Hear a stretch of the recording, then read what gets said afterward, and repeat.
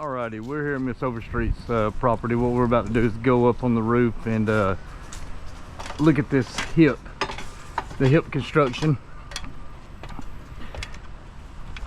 Just check the pre-existing conditions of this, see how this underlayment wraps over, because what we understand is this is the approved slope due to the mixing of the shingles. So what we're about to do now is we're about to see if we're causing any damage whenever we pull these cap shingles apart, and also to check to see if the underlayment does wrap over. And to do that, I'm going to have to remove these caps, a couple of caps right here to get to the underlayment to show it, and also to get to the fasteners that are right here in this on this slope as well, to be able to see whether or not this slope right here is going to be able to take the withstand the repairs.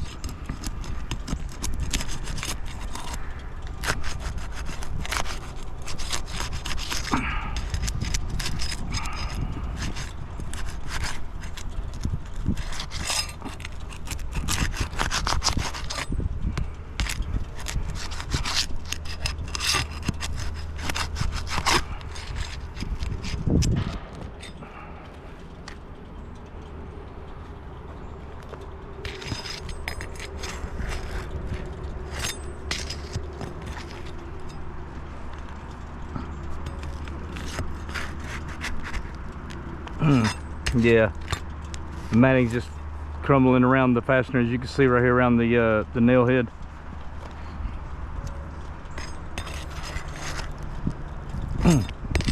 That one came up good though.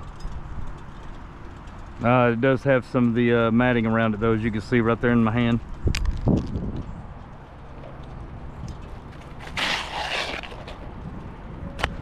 I also want you to see here, as you can see, they're overdriven right here on this cap, and underdriven as well, but it is cocked at an angle, so it is actually cutting into the matting already.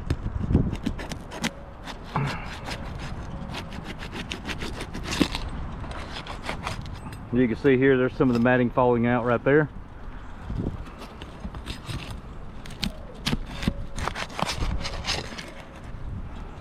Not only that, you see the fastener blow through. As soon as I ran the pry bar under the shingle, the cap shingle, it pulled right through. Also is that one as well, pulls right through.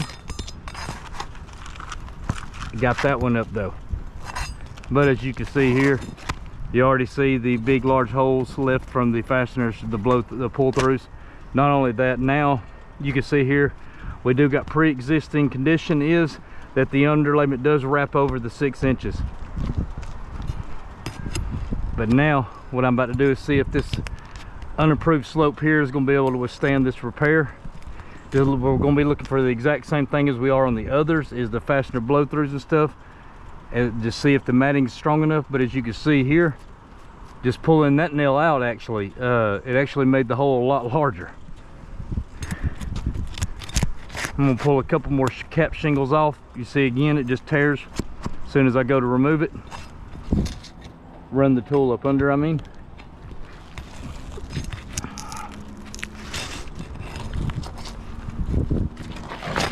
Okay. I got that one up though. Well, no, I didn't actually. As you can see there, the matting's crumbling around the nail hole. But as you can see, the fastener, I mean the underlayment does wrap over the 6 inches.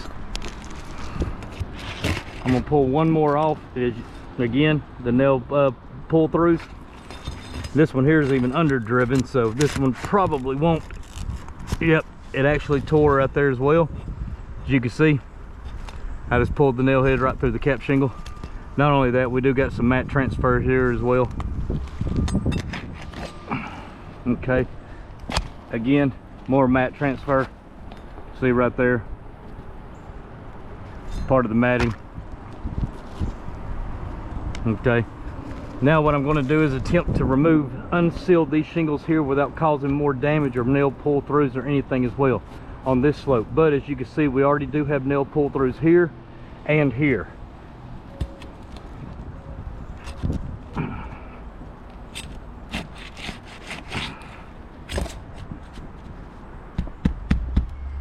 As you can see here, we're starting to tear the shingle just from unsealing it. Yes, we do have the tearing that's going on. Okay, so we do have tearing that's already happening to this unapproved slope, so we already starting to have collateral damage over here. We do got the nail pull-throughs, as you can see here. Nail just pulled all the way through. Going to remove that fastener. Okay, I'm just going to again try to unseal this tab here, the one above the one that actually has the mat transfer up under it, as well as the tearing that's going on and the fastener blow-throughs. I am going to try it on the one row above it. Again, you see here, we're having the tears that are happening whenever I go to just try to unseal the shingle.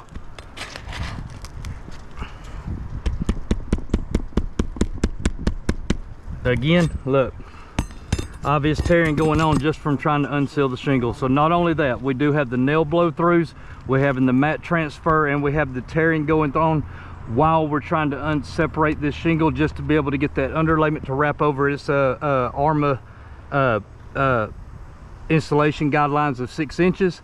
And not only that, we all have now documented the simple fact that the pre-existing condition is that the underlayment does wrap over that 6 inches. So this right here would now constitute the simple fact that this slope here being fully approved due to the construction of the roof with the hip and all, due to the simple fact that the failed shingles for the mat transfer, the nail pull-throughs, as well as the tearing, that right there would constitute that we would have to replace this slope.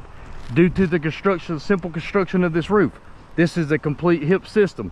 So now you would go from that slope to this one. Simple construction, just like that slope over there. We would have the same problems here, so that would constitute us getting over onto this slope. As you can see, this is a complete hip roof system.